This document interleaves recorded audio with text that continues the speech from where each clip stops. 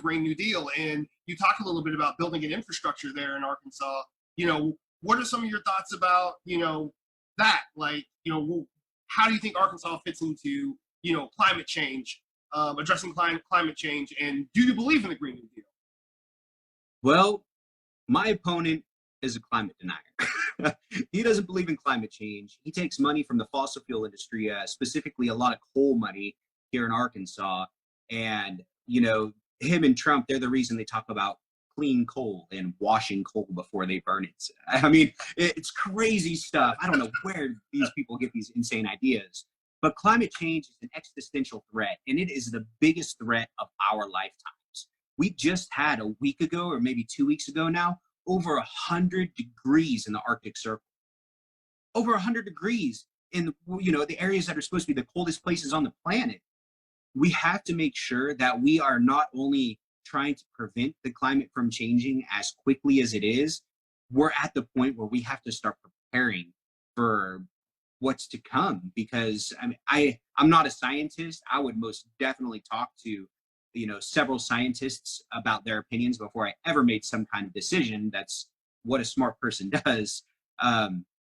But we have to start preparing for the natural disasters to come, for the big climate catastrophes, for famine, for droughts, for climate refugees coming from other places as our sea levels rise. Something like 90% of the population lives on a coast. I mean, what are we going to do with these people as these coasts disappear?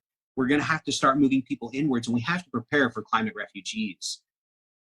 It's not something that we can just be like, well, by 2040, we're going to do this, or by 2050, we're going to do this. It has to be like, this is what we're going to do today and tomorrow and the next day and every day to come before we can't do anything about it, before we leave the only planet that's habitable in our solar system unhabitable.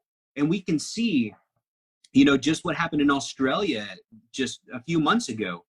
1 billion animals died from these crazy unseasonal fires. Biodiversity. 1 billion animals, man. I mean, that's insane.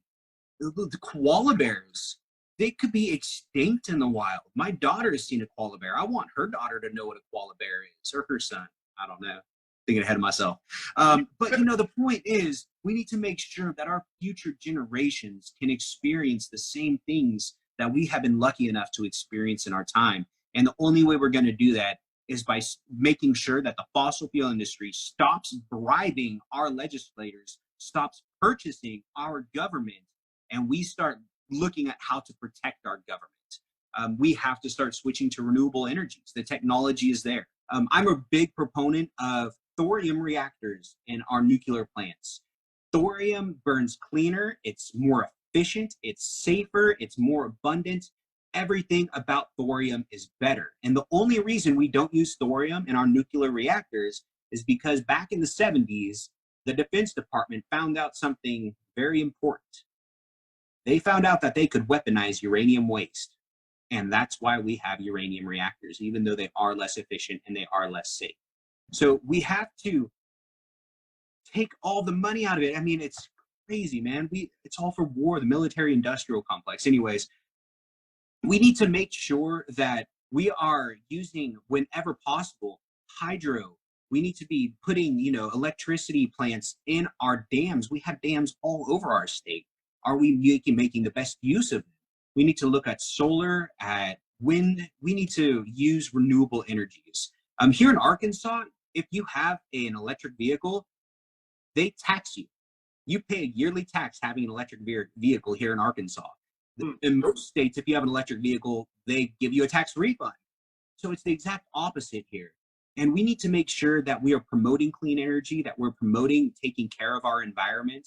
And, that's just the start, though. Like I said, I'm unfortunately, I think we're kind of past the point of no return, and we have to start preparing. We have to reinforce these dams, like what we saw up in Michigan recently, when literally we had 3 dams fail in a storm and had to evacuate tens of thousands of people from a city. We have to be prepared for disasters like this.